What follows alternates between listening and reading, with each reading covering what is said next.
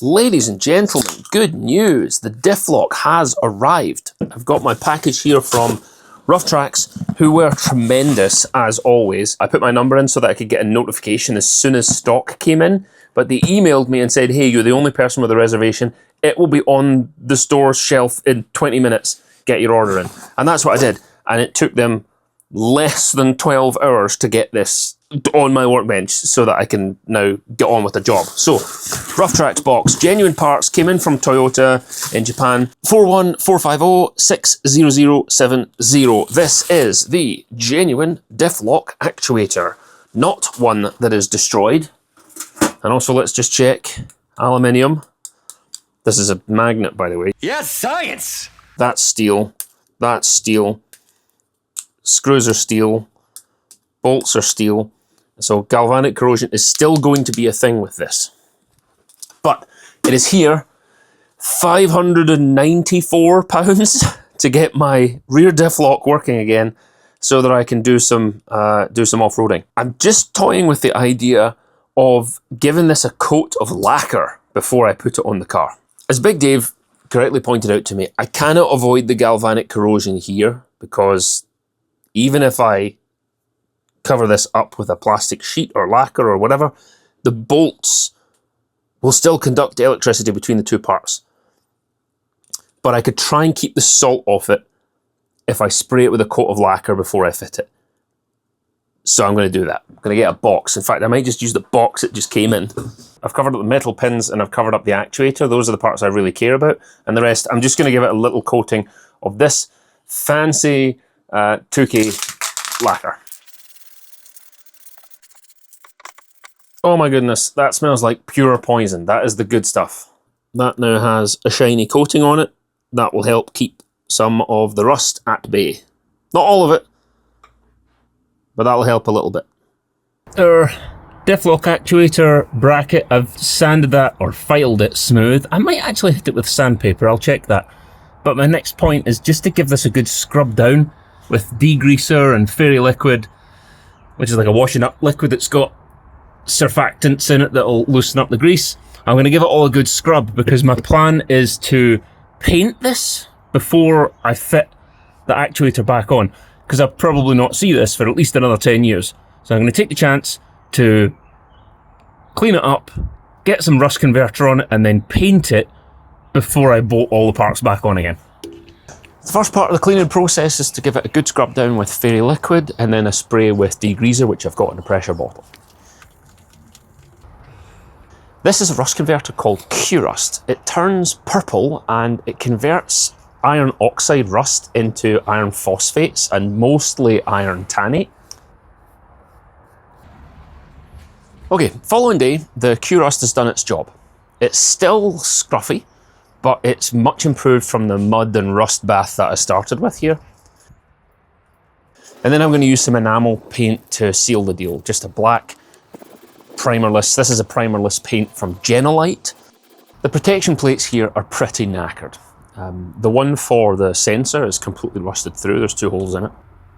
I'll give them a clean up for now, and then I'll order the parts from Amayama to swap over later. I'll put part numbers in the description below. But for now, a quick wire wheel is all that I'm going to commit to.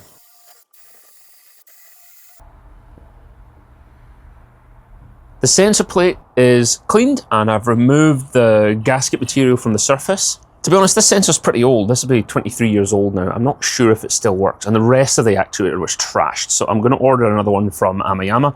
And again, I'll put the part numbers in the description. That's a weird one. The Jenolite label says Directo Rust instead of Direct to Rust. Weird. Now, this is basically Hammerite, but it's still made in the UK. I think Hammerite's now in the Netherlands.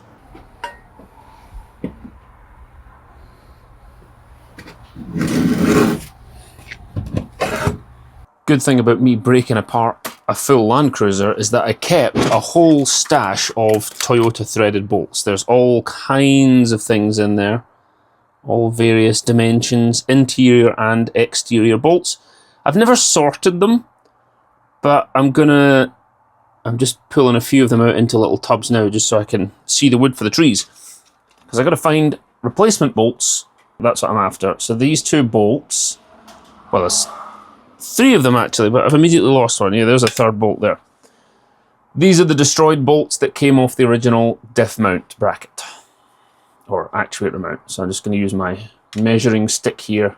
So we are dealing with, looks like M8, yep, M8 bolt, 1.25 pitch or thread, and I have no idea what that used to be. That used to be a 10? No, that used to be a 12. It's kind of hard to say, because it's neither now. Right, a 12 still goes over it, so even though it's mangled, so that's not a 12. That must have been a 10. So I'm looking for an M8. I'm looking for 4 of a 20mm M8 bolt with a 10mm head on it in this box.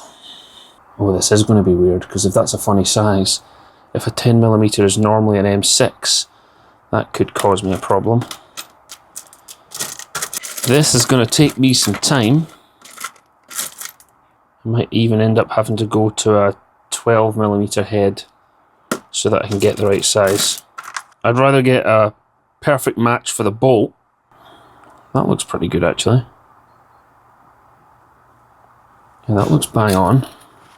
But that's a 12mm head, not a 10mm. I'm alright with that. In fact, visually, I can just pull several of these out the box because they're visually distinctive. I've got lots of those. I'm alright with that. I think I can swap to a 12mm head. I just want to check the grade. Toyota has these tiny little, see those 2 dashes? Those will tell me what the grade is on that bolt. I'll just check that before I use them. Right, that was fast. Hooray for I Hate Mud forums. That found a little chart with the Toyota bolt grades. Actually, I'll put that up on the screen now. And these bolts have the 2 protruding lines, which marks that as a 5T bolt.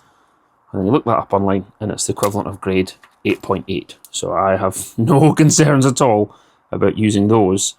I'm just going to test underneath the car and make sure that that thread goes in nicely without resistance. Yeah. Easy peasy. Happy with that. I'll get 4 of those and I'll move to a 12mm head instead of a 10mm. It's fine for me. The other thing I've observed is that this is the bolt for the actuator rod to lock that into place on the fork. That's a very specific bolt with some sort of flange on the top of it. I don't know what you would call that. Shaft? Whatever. It's got one of them, so I'm going to use the exact same bolt that I pulled out to begin with. And it's still blue, so it's obviously had some thread locker put on there. I have Loctite 243 here. I will stick some of that on when I'm closing it up. Well, now in case you didn't catch it in the previous video, here's just how trashed my old actuator was. The gears are broken, the motor's rusted away, aluminium oxide deposits are covering, well, inside and out. It's really pretty mangled. Right, the lacquer is now dry on the new actuator, and I think I'm ready to finally throw the old one in the bin. I think it's fair to say it's overdue a replacement, but I think it's time. It has served its purpose, and it's for the bin. All right, here's something very important. Before I fit the actuator, I'm going to connect it to the wiring loom because I want to make sure that it's actually working. I want to know that part works before I bolt everything up and invest the time.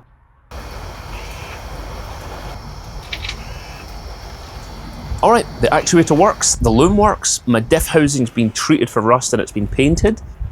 I've got all my replacement bolts that I need and I'm ready to fit the thing. That's what I'll do in the next video. The final part of this mini-series will cover the fitting now that I've tidied everything up. So please subscribe for that if you haven't already. If you missed the other parts of this adventure, I've linked a playlist in the description below. Stay safe, make good decisions if you can. Thank you, and I'll see you in another video. Next week's video, we're releasing on Sundays, videos every Sunday, and next week's video will be the one to finish this job and get the new rear diff lock actuator installed. Fingers crossed, everything goes to plan. Thanks for watching, everyone.